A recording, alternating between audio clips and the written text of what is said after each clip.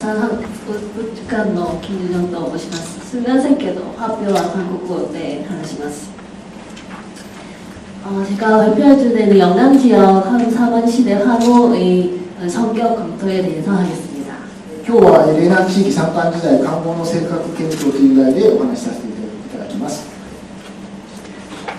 일단 발표 순서는 일단 머리말을 말씀드리고 유적을 검토를 한 다음에 사만시대 환호의 특징과 역할에 대해서 말씀드리도록 하겠습니다. 今日は初めに遺跡の検討、それから官房の特徴、役割、そして最後の終わりの言葉としたいと思います。 사만시대는 한반도 중남부 지역에 마한 진안 변환이라는 소금 연맹체들이 존재했던 시기를 일컫는 말입니다. 山間時代というのは韓半島の中南部地域に馬韓、弁韓、新韓という小国連盟体が存在した時期を指す言葉です。 고고학적 시대 부분으로는 청동시대 후기와 사만시대의 사이를 말씀드립니다. 国学的には青銅器時代後期と三国時代の間になります。 사회 발전 단계로는 대규모 농업 공동체 성향의 종장사회에서 고대 국가로 나아가는 중간 단계라고 할 수 있습니다.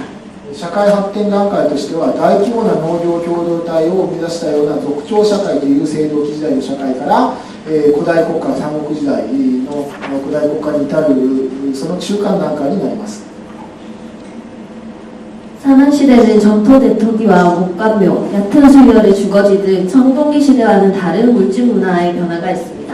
山間時代には粘土体土器木棺墓、浅い竹穴の住居跡など青銅器時代とは異なる物質文化の変化が認められます。 한우는 한반도의 청동기 시대 후기부터 그 수가 급증하는 요구입니다. 漢語は韓半島の青銅器時代後期からその数が急増するという性質があります。 사만시대 후기에 급감할 때까지 그 전통이 이어지고 있습니다. 山間時代後期に急減する時までその伝統が引き継がれます。 청동기 시대 환호와 비교하는 것이 사만시대 환호의 성격을 더 분명하게 드러낼 수 있겠지만 본고에서는 영남 지역 사만시대 전기와 후기 환호를 검토해서 당시의 환호의 역할에 대해서 말하고자 합니다. 青銅器時代の漢語と比較することが山間時代の漢語の性格をより明らかに際立たせることはできますけれど、今日の発表では山間時代、嶺南地域の山間時代前期と後期の漢語を検討してその当時の漢語の役割を考察したいと思います。 영남 지역 사만시대의 환호 유적은 알려진 곳은 한 10개 정도의 유적이 있습니다. 嶺南地域の山間時代の漢語集落として知られている遺跡は10カ所余りです。 주로 사만시대 전기에 해당하는 유적입니다. 山間時代前期の遺跡が多いです。 영남 지역 사만시대 환호는 입지에서 공통점을 보이고 있습니다. 嶺南地域の山間時代の漢語の立地には共通点が見られます。 내륙의 구릉성 한지 말단부에 위치한 경우는 주변의 구릉보다 돌출된 부분에 위치합니다. 内陸の丘陵生産地の末端部に位置する場合は周辺の丘陵よりも飛び出した部分にあります。 해안에 위치한 경우는 만에 독립된 구릉에 위치하고 있습니다. 海岸に位置する場合は湾の独立した丘陵にあります。 이러한 곳은 주변의 낮은 구릉이나 평지를 조망하기에 아주 적합한 위치입니다. 周辺の低い丘陵や山地を眺望するのにとても適した場所にあります。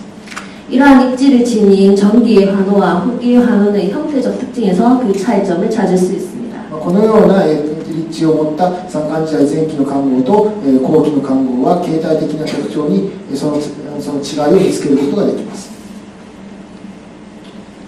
사만시대 환호는 이제 전기의 환호를 보면 환호의 열의 수와 공간 요구에서 그 특징을 찾을 수 있습니다. 山間時代前期の漢語にはその漢語の列の数と共反する異物、一緒に出る異物にその特徴を見出すことができます。 사만시대의 이제 구체적인 형태를 보자면 모두 2열 이상의 다중환호라는 공통된 특징이 있습니다. 山間時代前期の漢語の特徴として第一にですね挙げられるのが全部2列以上の多重の漢語という共通した特徴があります。 울산 교동리 유적의 경우에는 굵은 주환호와 바깥에 얇은 외호를 두르고 있습니다. ウルサンの行動遺跡の場合は一重の内側の堀の外側にもっと浅いですね漢語が巡るという形態の特徴があります。 경산 임당 유적의 경우는 규모가 비슷한 위열의 환호를 구성하고 있습니다. 経山林道遺跡の場合では規模がですね、同じぐらいの規模の2列の環合が認められます。 울산 달천 유적의 경우는 바깥의 환호가 넓은 환호이고 안에 내호로 구성되어 있습니다. ウルサンの達線遺跡の場合は外側の堀が、広くて内側が狭いという特徴があります。 부산 원천동 유적의 경우는 울산 경산 인강 유적과 마찬가지로 규모가 비슷한 2열의 환호로 구성되고 있습니다. 釜山の温泉洞遺跡の場合は、慶山の林道遺跡のように、規模が同じぐらいの2つの環合が巡るという特徴があります。 합천 영창리 유적은 4중의 환호로 구성되어 있습니다. 京泉の円相里遺跡では4条の環合が巡っています。 사천 방지리 유적은 끊어지고 반복적인 형태로 여러 겹으로 둘러져 있습니다. 四川の宝石遺跡の場合は、2条の環合がありますが、ところどころ切れている部分があります。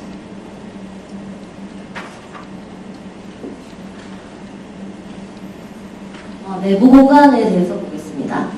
その環合で囲まれた中の状態について説明します。 물론 한우 내부가 내부 공간이 조사되지 않은 유적이 부산 옥천동 유적이나 경산 인당 유적, 울산 교동리 유적 이렇게 조사되지 않은 유적도 있습니다.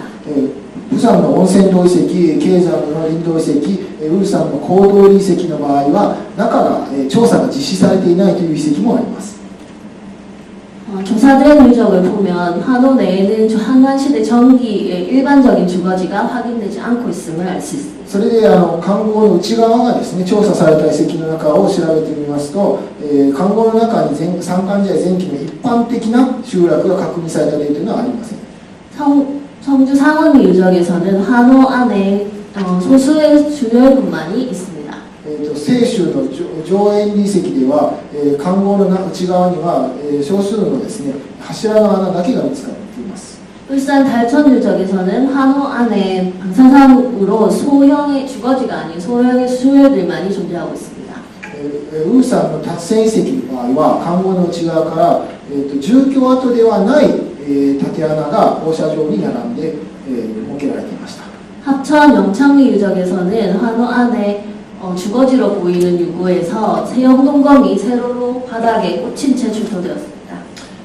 この京泉円相里遺跡の場合は住居跡が確認されているんですけれど、その住居跡の床に、細型銅剣という銅剣が突き刺された状態で、特殊な状態で発見されています。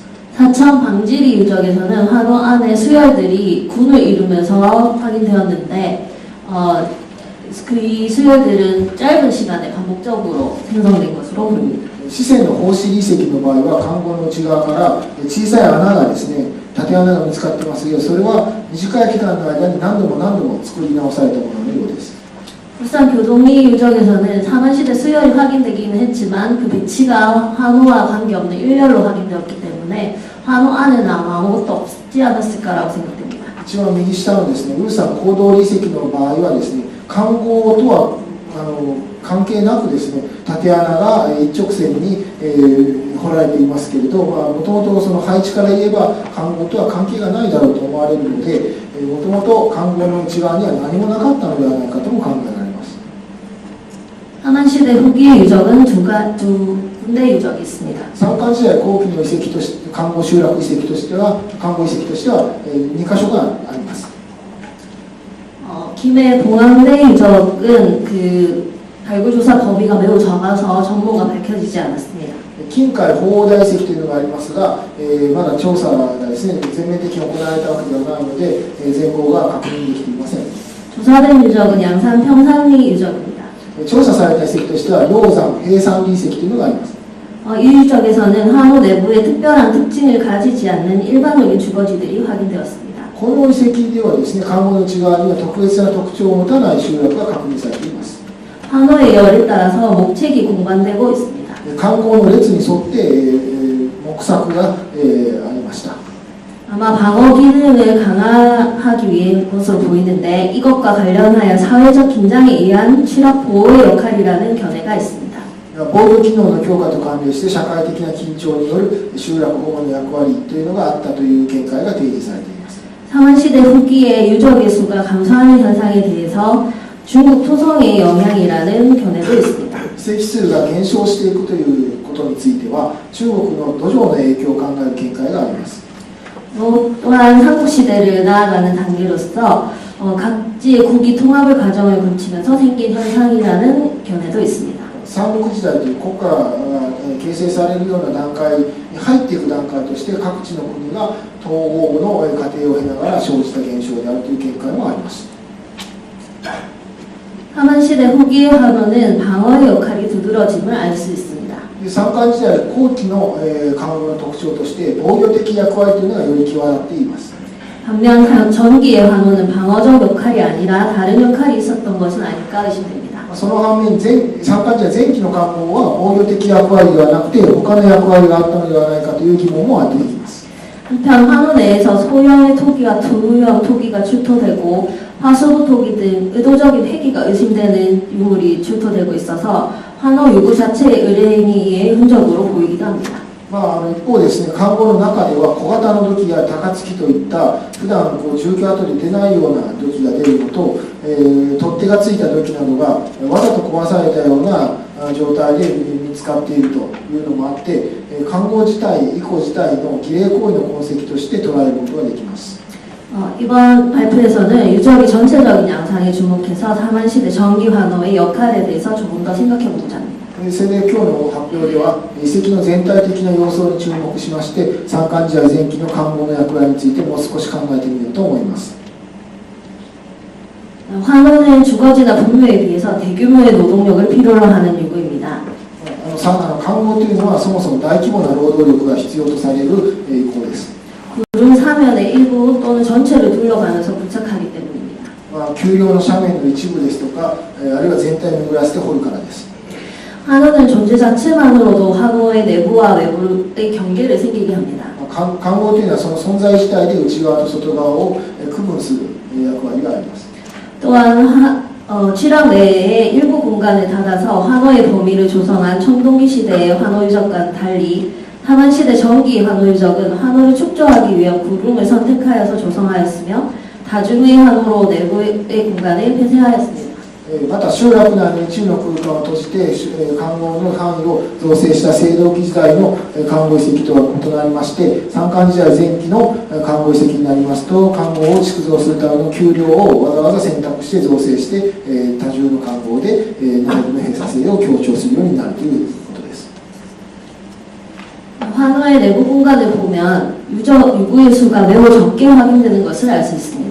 漢語の内部空間を見てみますとこの取り囲まれた区域の中では遺構の数がとても少ないということが分かります。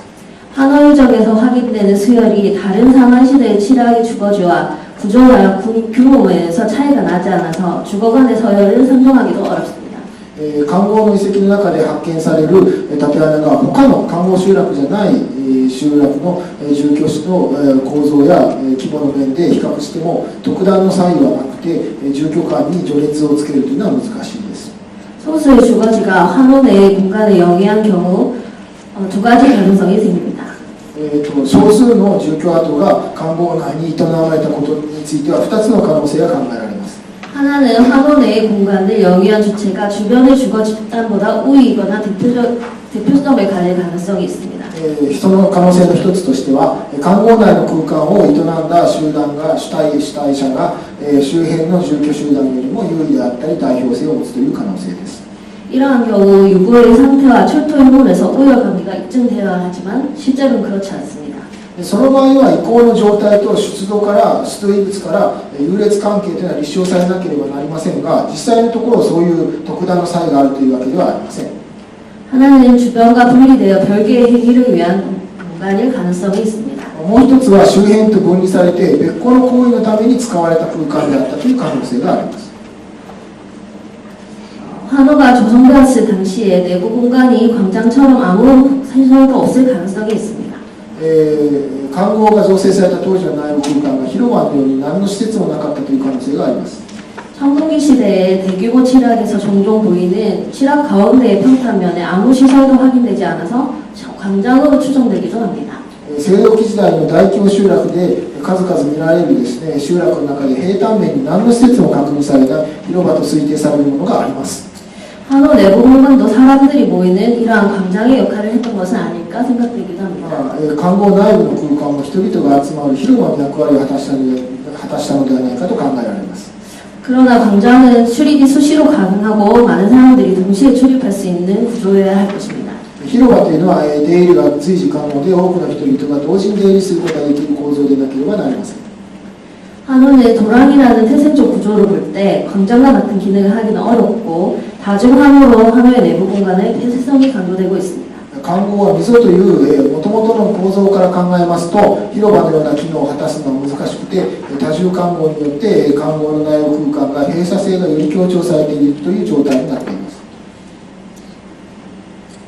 따라서 환호의 내부가 외부로부터 분리되면서 출입도 자유롭지 않아야만 할 장소는 아마 의뢰 공간이었을 가능성이 가장 크다고 생각합니다. そういたしますと環合の内部が外部から分離しながら出入りも自由というわけではない場所というと儀礼空間だった可能性というのが浮上してきます。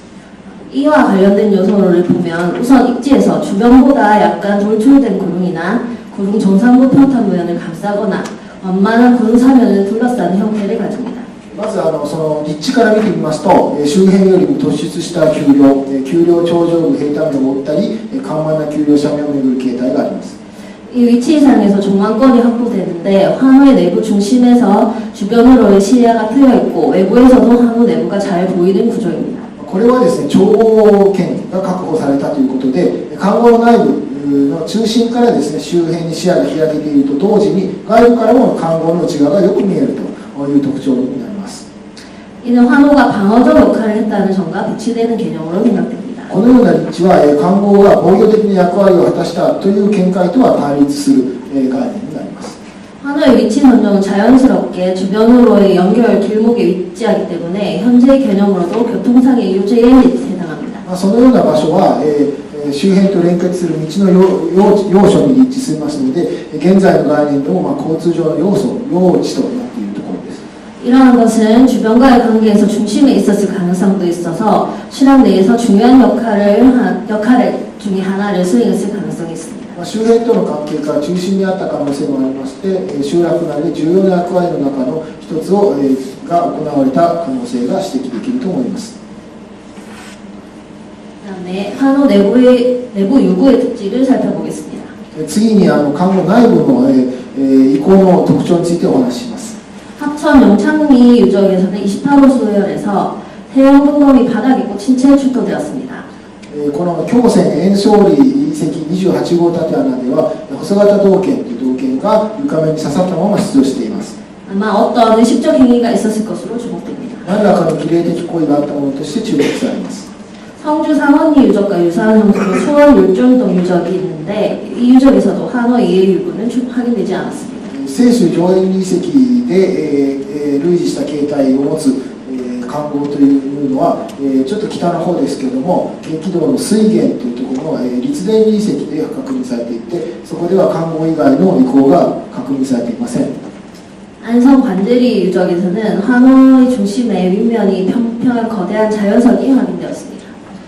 これはですね安城万処理遺跡というのが嶺南地域じゃないんですけどもっと北の地域にあるんですがそこでは環合の中心に上の面が扁平なですね巨大な自然の石が見つかっています。 이 자연석은 재단으로 추정되는데 의례적 성격을 보여주는 가장 확실한 단서로 보고 있습니다. これは字が違いますけど祭壇ですねお祭りごとをする壇ですね祭壇と推定されていて儀礼的性格を見せる最も確実な根拠です。 신앙 내의 거대한 상징물이면서 정문화의 전통으로서 거대한 자연석을 숭배하는 모습을 볼 수 있습니다. 集落内の巨大な象徴物というふうなものになっています。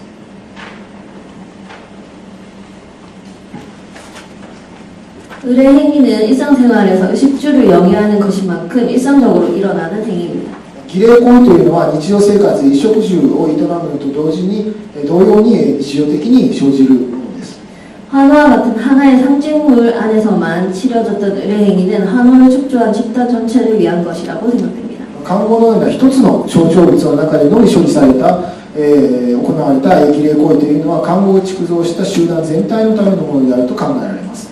또한 항해와 같은 대규모 고착륙을 축조할 수 있었던 배경 또한 집단 전체를 위한 노력이라고 할 수 있을 것입니다.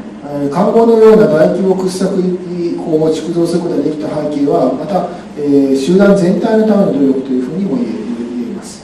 그렇다면 사만시대의 집단 의례 행위를 상정할 수 있는 사회적 현상은 무엇이었을지 한번 생각해 それ 보겠습니다. ではこうした三冠時代に集団の儀礼行為を想定することができる社会現象というのは何だったのか考えてみたいと思います。 문화사에서는 물론이고 고고학적 증거로 상한시대의 환호 유적을 상한사회의 소도와 연결해보려는 시도는 최근 몇 차례 있었습니다. 文献史ではもちろんのことなんですけど、考古学的な証拠として三冠時代の観光遺跡を三冠社会の相当によみがえるって書いた相当と、連結させてみる関連付けてみる試みは最近何度かなされています。 한국지 위지 동의전에서 전해지는 많은 기사와 비교 검토하면서 이루어진 것들입니다. このような見解は三国志の中の義士の遠い伝に見られる馬鹿の記事と比較検討してなされたものです。 한국지 기사는 실제 상한시대 전기와 기록 당시의 시간적 간극이 있어서 맹신할 수는 없는 것이지만 문화나 풍속에 대한 전승도 기록됐을 가능성이 높다는 것을 고려할 필요가 있습니다. 三国志の記事は実際に三冠時代前期と記録された当時は3世紀なんですけどの、状況を書いていますが、時間的な間隔間が空きすぎているので、そのまま信じることできませんけれども、文化や風俗についての伝承も記録された可能性が高いということも考慮する必要があるかと思います。 한국지 위지동에서 언급한 벼룩에 주목하고자 합니다. 三国志紀史東映に研究されたですね、別遊というのに注目したいと思います。 벼룩은 소도라는 명칭으로도 부릅니다. 別遊というのは相当という名称で呼ばれます。 소도는 소국의 천군이 관장하는 범위로서 천군은 하늘에 제사 지내는 사람을 말합니다. 相当というのは、宋国の天君ですね、そのお祭りごとの長ですねが、取り扱う範囲、それで天君が天に祭祀を行う人という意味です。 소도는 신성한 공간으로서 제사를 거행하는 장소입니다. それでこの外というのは神聖な空間で祭祀を挙行する祭場であります。 제장 안으로 도주한 사람은 돌려보내지 않는다는 점에서 외부와 차단된 공간임을 알 수 있습니다. それでその外と呼ばれる祭場の中に逃げ込んだ人というのは追い返されないという特徴があって外部と遮断された空間になります。 이곳에서 5월과 10월에 주기적인 농경 의례가 있었다고도 전해집니다. ここで5月と10月に周期的に農耕儀礼がありました。 이러한 점들을 주목하였습니다. このように注目されているものです。 다만 이러한 이야기는 구국과 벼룩, 구국 아래 소국 단위에 대한 개념을 고고학에서 적용할 수 있을 때 비로소 해당되는 것입니다. しかし今日はその外と観光の関係についてお話ししましたが、これは国有と別有、あるいは国有の元にある小国の単位についての概念を考古学で適用することができるときに初めて成立する考え方です。 요즘 실학 연구의 흐름이 중심과 주변을 산정하여 진행되고 있기 때문에 앞으로 상한시대 실학 고고학에서 더 많은 연구가 등장할 수 있을 것이라 생각합니다. 今韓国の集落研究の流れとしましては、中心と周辺というのを想定して進んでいまして、今後三冠時代の集落考古学がもっと発展したらもっといい見解が登場するだろうと思われます。 앞에 내용 요약하면서 마치도록 하겠습니다. お話した内容を最後に整理したいと思います。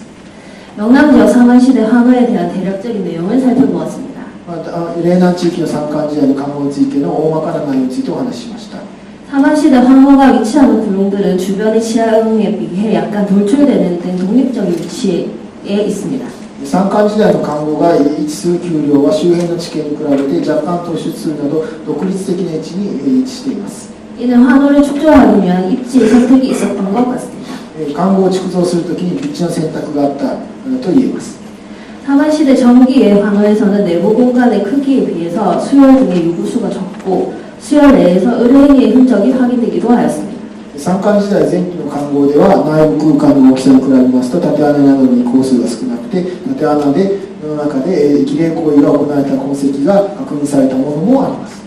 전기의 환호는 방어의 목적이라기보다는 의뢰 장소의 하나로 역할을 했을 것으로 보입니다. 前期の看護は防御の目的というよりは儀礼場所の一つとしての役割があります。